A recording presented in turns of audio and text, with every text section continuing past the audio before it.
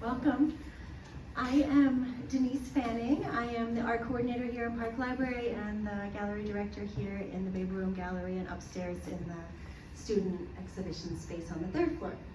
And to give you a little bit of background on this gallery that we're standing in here, by policy, university policy and library policy, this gallery is only slated to show what they deem as career and professional artists and not student artists or faculty research. It's just for bringing art into the gallery, into the library to inspire students and the community. And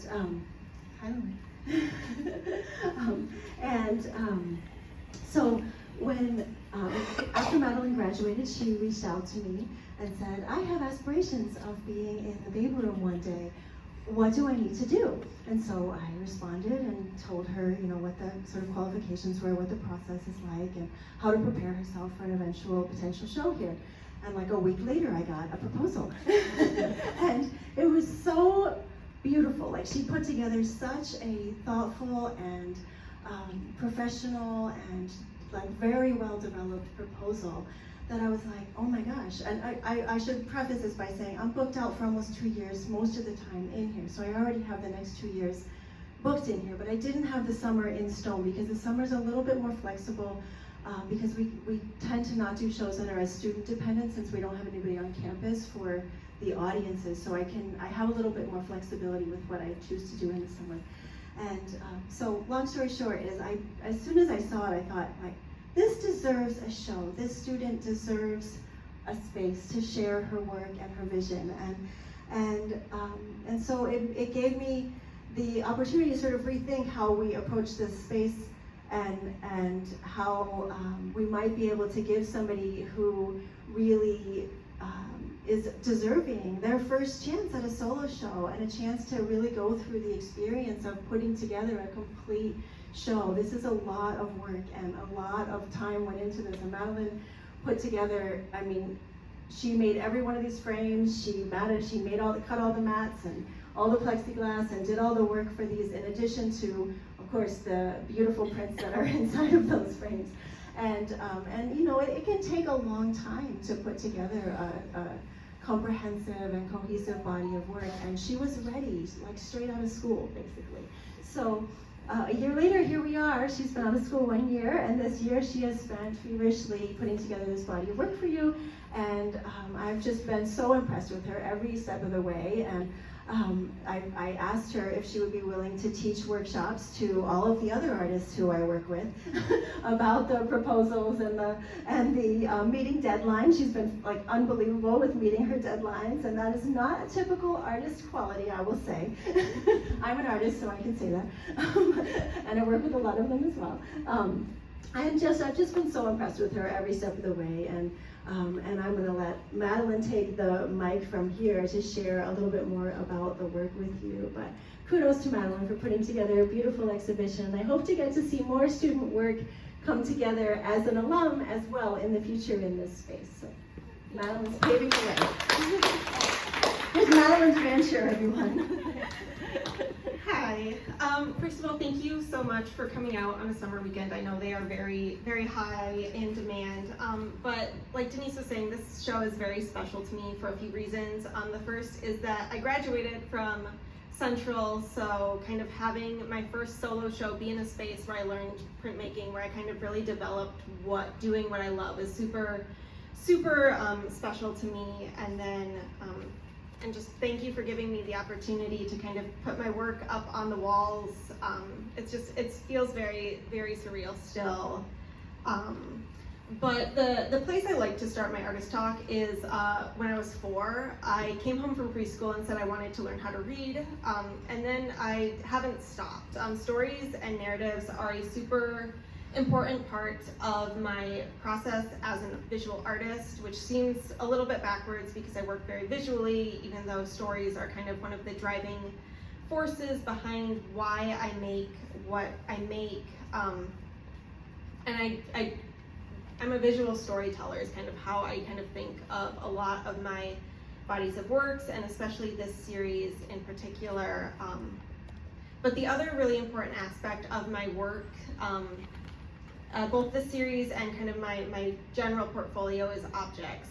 Objects have this innate ability to kind of reflect ourselves as humans back to us. They are what we surround ourselves with on a day-to-day basis. They are what remain after we are gone. They just have this very human quality about them, which makes them really fun to play with, and how can I use them in my work, which obviously, given by the fact that these are all still lives, there's a lot of objects that I played with in them, which then the challenge for this series then became, how do I take these well-known myths, these stories, these Greek gods and goddesses, and reflect them through an arrangement of objects, which was also a really fun challenge to figure out which objects and which patterns and which colors and the arrangement to create the vibe I was going for each of them. So, like I think Denise mentioned that these are prints. So the process of printmaking is that these are silk screens, which is a stencil process. So each color on each print is a separate screen that I print. So then the layers kind of get built up. For context, these are all about 12, give or take, layers. So the layers kind of build up through the color. So it's this very flat, very graphic process that is built up through layers. And that also means I now have a stack of these sitting in my bedroom that I'm working on going through and signing and kind of doing all the finishing process of. But kind of the idea of print existing as multiple, I think, beautifully mirrors the idea of stories existing in multiple places, and we all bring our own kind of interpretations to stories, our own kind of, they exist in multiple places, and I think print and stories kind of have this very, very similar history of existing as multiples. So what I'm going to do, I did promise a brief artist talk, is I want to do a brief kind of round of introductions, if you will, of kind of who's in the silk screens, and then also I kind of want to share my favorite part about each composition, of why I picked what I picked, because I think it's a kind of a fun part of my process that I don't necessarily share. I don't have a laundry list next to each deity of this is what everything means, because that's boring. But I do want to kind of let you in a little bit on kind of how I think about these as I'm constructing them. So I'm going to start, and then I'm going to kind of go around, and I'll end kind of over there. But so this first one is Apollo, who is the god of many things, but music, of poetry, of archery, of medicine a little bit. I ignored that aspect of him because it was already getting kind of full. And I think of prophecy.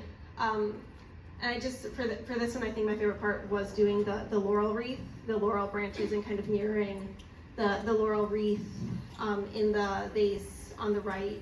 Dionysus is the purple one. He is the god of wine, of madness, of frenzy. He'd be your college student's patron god. But I think that the part of this one is that the grapevines coming out of the pitcher, of kind of like hinting to his role of madness and of bacchanal frenzies, because it's very out of place in how these would be constructed. If this was a real still life, that would be kind of off. The blue one is Artemis, who's the goddess of the hunt, of archery, of night, also a bunch of other things. And the flowers in her composition on the right side are moonflowers, which I think kind of also let you in on kind of it's more than just the objects. The botanicals chosen, the flowers kind of all have meanings, either from the myth or in the names or just my interpretation. But the other thing that I really love about Artemis and Apollo is that they are twins, and so they have these mirrored compositions that kind of both reflect their nature as twin, but also the opposite of night and day, and kind of that. The pink one up high is Aphrodite, the goddess of love and beauty. I am particularly proud of the vase, the very suggestive vase. And kind of the way it feels a little bit like historical Venus of Botticelli's, the very central, very very suggestive historical Venuses. So then skipping past the snacks, the red one in the corner is Ares, the god of war. He is not Aphrodite's husband, but they are definitely sleeping together. So he has a rose in his composition, kind of tying that relationship back. So there's a lot of play within the compositions too, of them referencing each other. Hermes is the brownish, orangish gold one. Pi, he is the god of travelers, of merchants, of thieves and cheats. My absolutely favorite part of this that I will tell anyone who's willing to listen, and then some who are not willing to listen, is the vase was modeled after a pasta noodle, because I wanted the vase to kind of reflect his staff that I'm not going to try to pronounce that. We're not going to embarrass myself that way, but it's the staff that the Red Cross uses with the two snakes. So I wanted this twisting form for the vase, but it started its life as a pasta noodle, and I think that is very funny. The pink one is a little bit different than the other ones. So this is not a single god or goddess, this is a pairing. So this is Hades and Persephone. And since it is a couple and kind of deserves a little bit more space, they have big heads, the couples had to have a bigger composition. But for this one, the thing that I'm really kind of a nerd about is that the carnations in the vase are absolutely from Hades Town. I'm not gonna lie about that, but that is kind of a reference to other media that uses Greek myth as its basis. Not sure who's next. Demeter. I don't know why I forgot that. Demeter is the greenish one. She is the goddess of kind of the seasons and the harvest. She's also Persephone's mother, so I think having them next to each other, because I had no kind of input on where things went. I showed up and I dropped them off and went, here you go, Denise. But I think that they ended up next to each other is very nice. But I think having the thing that I really love about Demeter's is kind of all the things that are next to the cornucopia are all very fall type of harvest, and I think kind of just the changing of the seasons when Persephone goes back to the underworld is kind of I was trying to reflect that idea in the composition. So the next is Hestia, which is the poster child. This is, I'm not gonna lie, this is one of my favorites. Hestia is the goddess of like the home and the hearth, and I was very much trying to embody the idea of what does home feel like in this one. But then the wallpaper, because if you've noticed, they all have wallpapers in them, and those are not just, this is what I think would look good, but they all have a lot of meaning. There are 13 spokes in the circle in the wallpaper, which kind of reflect her identity as the 13th Olympian goddess. And I really love this image, and I'm very glad that I picked it to be postcards, because now I have a stack of them. So next is the blue, which is Poseidon. He is the god of oceans, of water, of lots of horses, as a fun little random thing he decided to claim. But the ship in the bottle is just such a funny thing to me, of just how I kind of could convey some more of the nautical aspects of his identity into the composition. So the last one on this wall is Orpheus and Eurydice, which is another couple from Greek mythology, so it's a little bit bigger. It's a tragic story. I'm not going to go into all of it, but Orpheus goes down to hell to get his dead wife's soul back from the underworld, and Hades gives him the condition that he can have her back if he walks out of hell with her following, but he can't look behind to see if she's following. He makes it out and turns around before she is technically out of hell, so she goes back to hell. And that idea of him reaching the light, of reaching outside, and her hasn't is reflected in the candles. Of the one has reached the mirror and the other hasn't. Of he's looked back when she hasn't gotten there yet. So that is my favorite part of that one, is the subtlety of that kind of, that part of the myth reflected in objects. So the next wall, the very, very bright orange one, is Hephaestus. He is the god of blacksmiths, of craftsmen, volcanoes. He is Aphrodite's husband, who is not sleeping with her. But his rose, which is very droopy, very kind of, it's not doing super hot, kind of makes him the third point in this unfortunate love triangle. Well, it's unfortunate for him. So next is Hera. She is the goddess of marriage, of women, of, unfortunately, Zeus's wife. That kind of sucks for her. But the champagne glasses are my absolute favorite part of this. Visually, which we toast with champagne at weddings, which is kind of where that idea came from, but I think just visually, they are very beautiful. Next is Athena. She is the goddess of strategic warfare, of craft, of weaving, of strategy. Homer is referred to her as the gray-eyed goddess, so I got to play with this very neutral, very desaturated gray palette to kind of play with that idea, because at the time I'm like, no, they'll all be color. I'm not going to have any of them be gray. But I think that part of it was especially fun, was kind of just having this beautiful purple to work with. And then the last couple that I have is Perseus and Andromeda. Perseus is the hero who famously slew Medusa, who is the snake-haired Gorgon who could turn people to stone. So there's a sword that touches the top of the snake plant. So kind of just, he chopped off her head. The sword is at the top of the snake plant. It's not that deep, but it's very fun.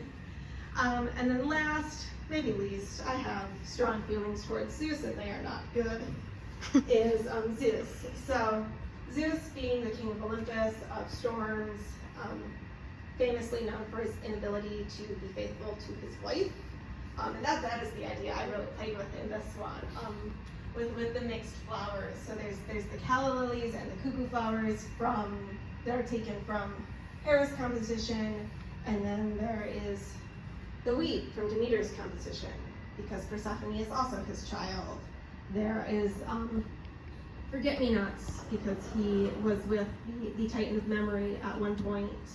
And then there are Queen Anne's lace, because Queen Anne's lace is also known as cow paisley, and one of his lovers was famously turned into a cow. So it's really funny that it's what he's known for, so I just kind of ran with it when I was designing that one. So that is a brief introduction to this very, very dysfunctional family. Thank you again for coming out.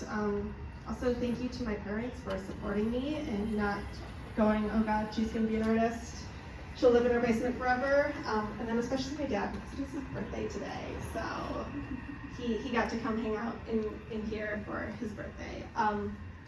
So if you have any questions, I am more than happy to talk about these, as all my friends will know that I do not shut up about them. But thank you again, and please take snacks. There's a whole lot of them.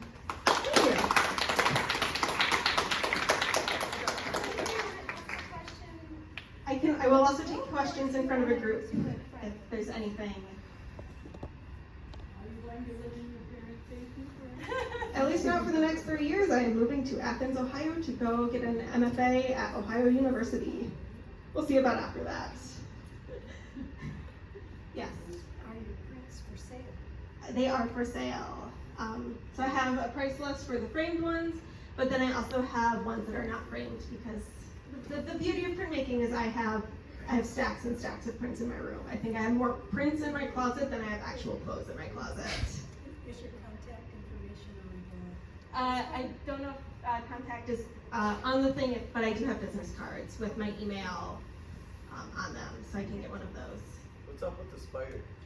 So Athena, I feel like the leading cause of death for mortals in ancient Greek was saying they were better than the gods. Athena was challenged to a weaving. There was a woman who said, I don't remember if she said or if she was told, there's lots of different interpretations of myths. Said she was a better weaver than Athena, so they challenged, and she was better than Athena, and so the gods didn't like hubris, so she got turned into a spider, and I forget her name, but it's very similar to arachnid, and that is where that word, I'm sure that's where that word comes from, but... It's Ariadne. No, Ariadne is Yeah. Dionysus' wife. Oh, is that? Oh, Different. never mind. I did that all the time. You're good. I think it's something like that. Google Athena and spider. This is what I did whenever I forgot her name. But that is the spider, and also the spider plant. They both kind of play with that. Any more questions? Which print is your favorite? I think, so I have parts of them that I like on all of them, but I do think Hestia is my favorite. But there's a reason I picked that one for the poster child, because I think out of all of them, that was the one that really embodied what I wanted to do with it. But you know, they're all my babies. I like them all, but I think that one, overall that one might be my favorite. Anything else? What kind of issues did you have with like mixing your colors?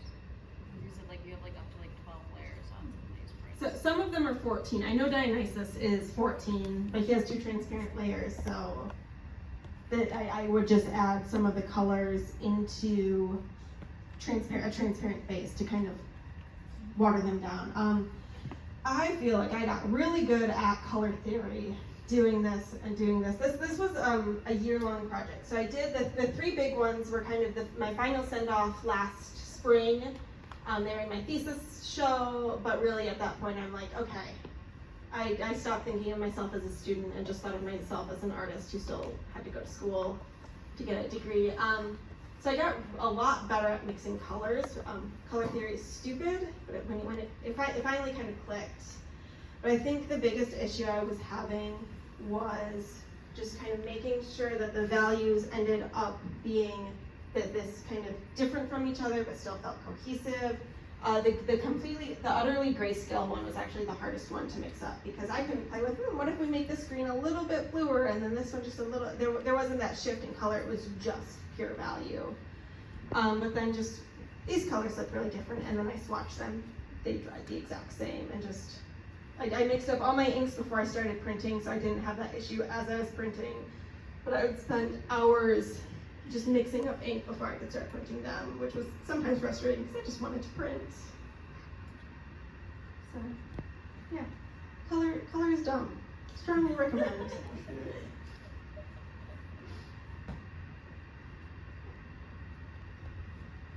Anything else?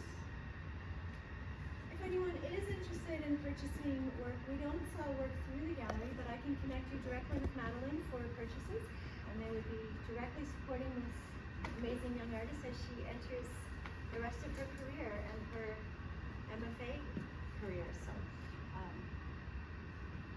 have at it.